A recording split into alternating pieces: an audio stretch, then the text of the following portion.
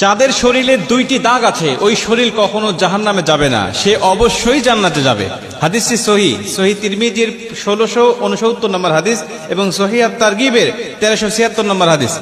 হযরত আবু উমামা রাদিয়াল্লাহু তাআলা আনহু হাদিসটা বর্ণনা করেছেন। রাসূল সাল্লাল্লাহু আলাইহি ওয়াসাল্লাম বলেন, যাদের শরীরে দুইটা দাগ আছে এবং যাদের শরীর থেকে 2 ফোঁটা তরল পদার্থ নির্গত হয় ওই শরীর কখনো জাহান্নামে যাবে না, সে অবশ্যই জান্নাতে যাবে এবং আল্লাহ পাকের কাছে এই শরীরটা সবচেয়ে প্রিয় শরীর। প্রিয় ভাই, আপনি তো আপনার শরীরে অনেক দাগ লাগিয়েছেন,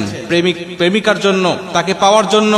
শরীর কেটে দাগ করেছেন, অ্যাসিড দিয়ে প্রেমিকার নাম লিখেছেন, বিভিন্ন ভাবে আপনার শরীরে দাগ লাগিয়েছেন, কিন্তু দেখেন আল্লাহকে খুশি করার জন্য এই দুইটা দাগ আপনার শরীরে কখনো লেগেছে কিনা, বা আল্লাহর প্রিয় বান্দা বান্দি হওয়ার জন্য এই দুইটি দাগ আপনার শরীরে লাগানোর প্রয়োজন আপনি মনে করেছেন কিনা। রাসূল সাল্লাল্লাহু আলাইহি ওয়াসাল্লাম বলেন, 1 নম্বর দাগ হলো যে ব্যক্তি জিহাদের ময়দানে আল্লাহকে খুশি করার জন্য, আল্লাহর দ্বীন কায়েম করার জন্য অথবা আল্লাহর সন্তুষ্টির জন্য যে ব্যক্তি বাতিলের মোকাবেলা করতে গিয়ে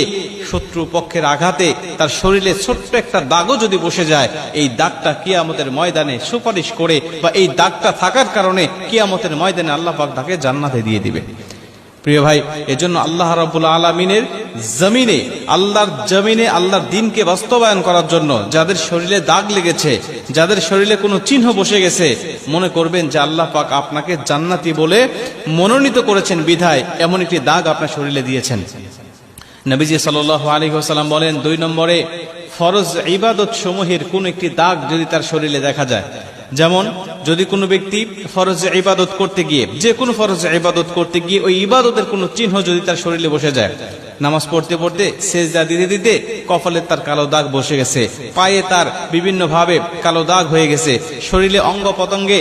নামাজ পড়ার কারণে বা অন্য কোনো ফরজ ইবাদত করার কারণে কোনো না কোনো দাগ বা চিহ্ন তার শরীরে বসে গেছে, নবীজি বলছে এই দাগটা বসে যাওয়ার কারণে মন খারাপ নয়, কষ্ট নয়, বরং তুমি খুশি হয়ে যাও যে আল্লাহ পাক তোমাকে জান্নাত দিবে বলে মনোনীত করেছে।